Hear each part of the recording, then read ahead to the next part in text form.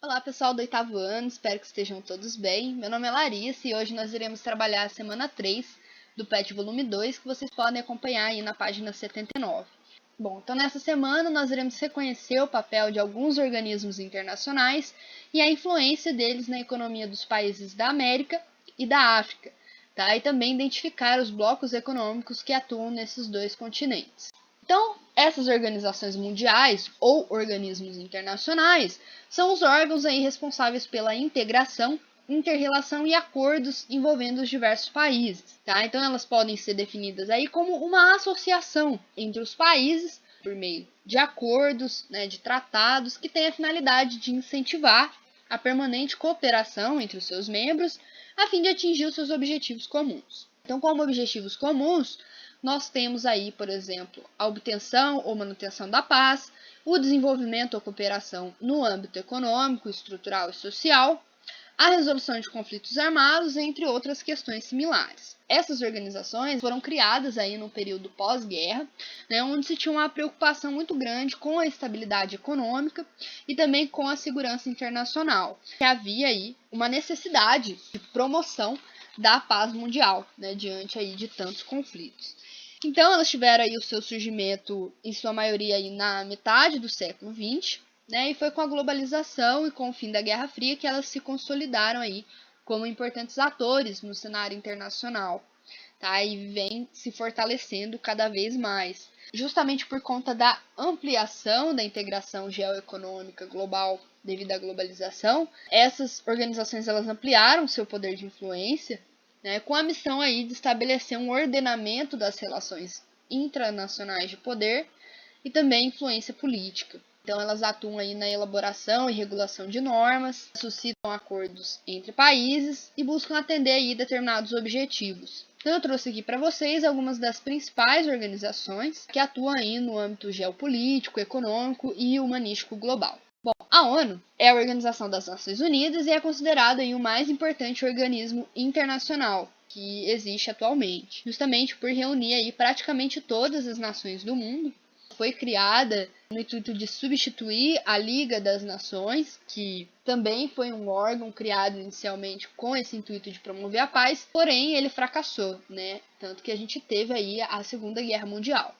Então, o principal objetivo da ONU é promover a paz e a segurança mundial. E o motivo da sua criação está relacionado aí aos conflitos internacionais, que destruíram aí diversos territórios e vitimaram muitas pessoas, e que trouxeram assim à tona a necessidade de buscar a paz entre as nações. Então a ONU tem o poder aí de discutir e tomar medidas necessárias para as questões enfrentadas pela sociedade no que diz respeito ao meio ambiente, à saúde, à educação, aos conflitos, a questão de gênero, enfim, todas essas questões de âmbito mundial. Sua sede se encontra nos Estados Unidos, em Nova York, mas também há outras sedes em outras localidades do mundo. Ela é composta por 6 órgãos principais, porém o principal órgão ou instância decisória é o Conselho de Segurança, que é formado aí por um grupo muito restrito de países, que na verdade são os países antigos vencedores da Segunda Guerra Mundial, como a Rússia, os Estados Unidos, a França, o Reino Unido e a China. No caso da China, ela não participou ativamente da Segunda Guerra, mas ela conseguiu aí um grande prestígio e poder que asseguram aí a sua vaga no Conselho, por ter bastante influência na economia mundial. Então, além desses 5 países, que são os membros permanentes, nós temos também outros 10 países provisórios, que se alternam periodicamente. Esse Conselho de Segurança é ele que toma as principais decisões da ONU, e os 5 países membros permanentes eles têm o chamado poder de veto, no qual se pode barrar uma decisão aí mesmo que todos sejam favoráveis a ela. Então, além desses 6 órgãos principais, a ONU é formada por programas, fundos e agências especializadas, que atuam aí de forma interligada. Então, como exemplo de agências especializadas da ONU, nós podemos citar aí a Unesco, que é a Organização das Nações Unidas para a Educação, Ciência e Cultura, a Unicef, que é o Fundo das Nações Unidas para a Infância, a OIT, que é a Organização Internacional do Trabalho, o NODC, que é o Escritório das Nações Unidas sobre Drogas e Crimes, e temos também o PNUD, né, que é o Programa das Nações Unidas para o Desenvolvimento, além do FMI, da CEPAL, da FAO, da OMS, que são citados aí no PET. Então, como a Organização das Nações Unidas ela estuda e analisa aí os diferentes cenários em todo o mundo, com o intuito de melhorar a qualidade de vida e a convivência em harmonia entre os povos, ela percebeu uma série de problemas mundiais no ano 2000, como a fome, a miséria, a carência de educação, a falta de qualidade de vida. Para tentar contornar esses problemas, a ONU ela listou os 8 objetivos do milênio, que eles deveriam ser atingidos até 2015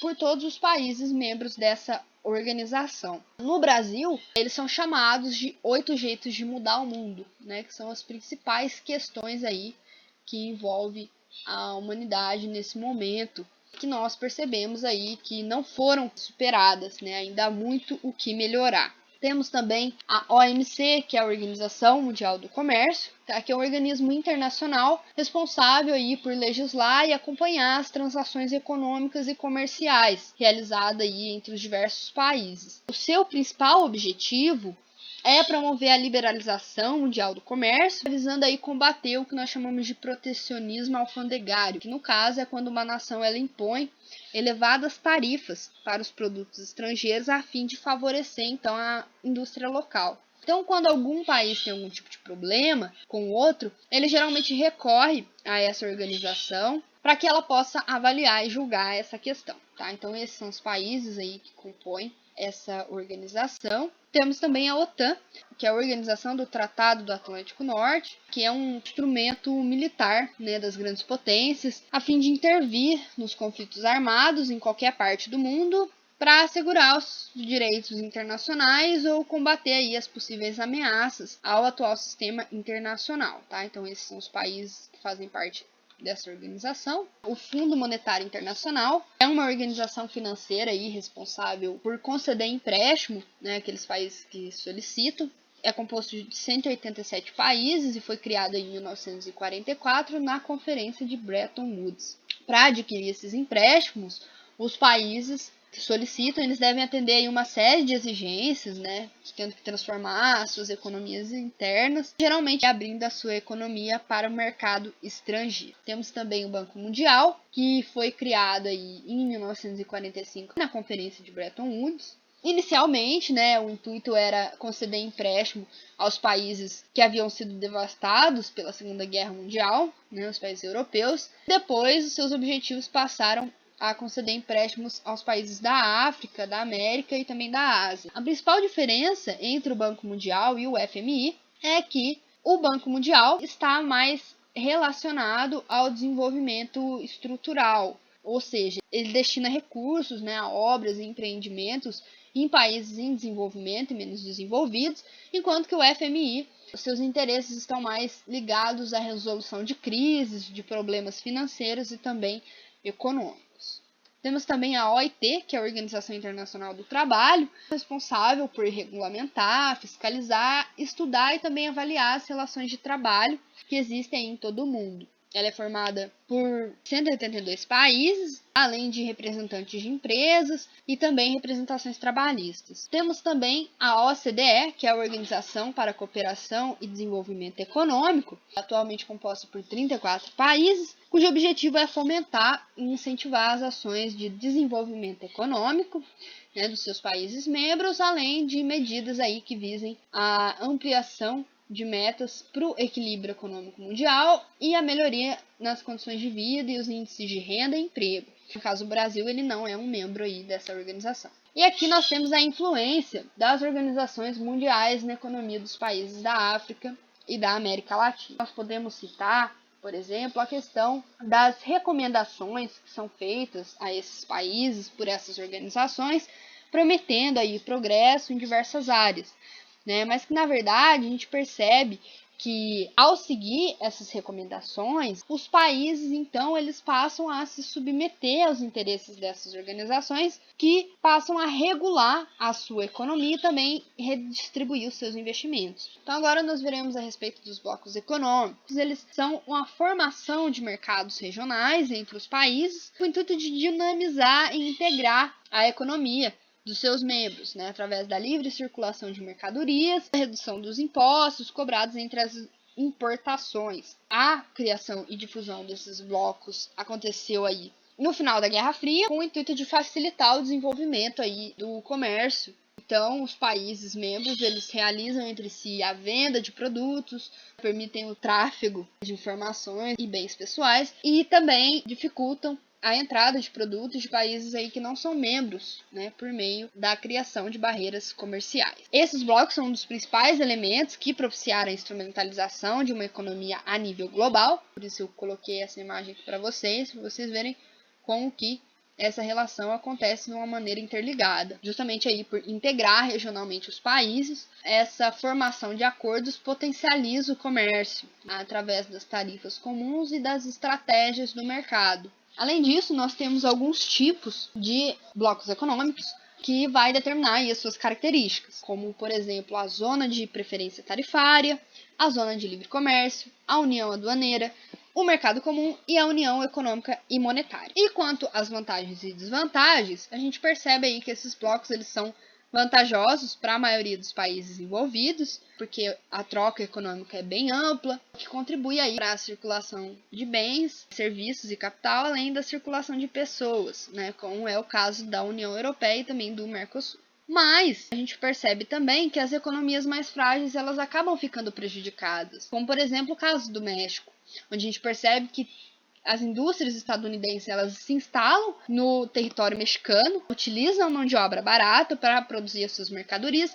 e depois vendem com um preço elevado para esses mexicanos e também estadunidenses. De certa forma, não acontece de uma forma tão vantajosa para todos. Também temos a questão da xenofobia, que é muito presente, e as grandes economias, né, elas tendem a ganhar.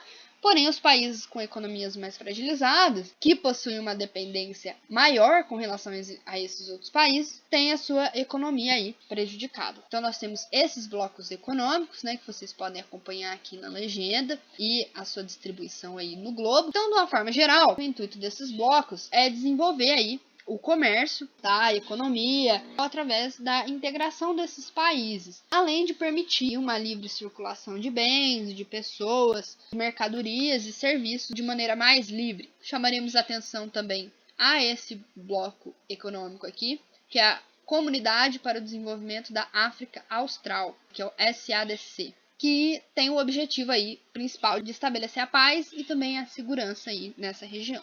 Então, esses são os principais blocos econômicos. E essa foi a nossa aula de hoje. Espero que tenha ajudado. Um grande abraço e até a próxima.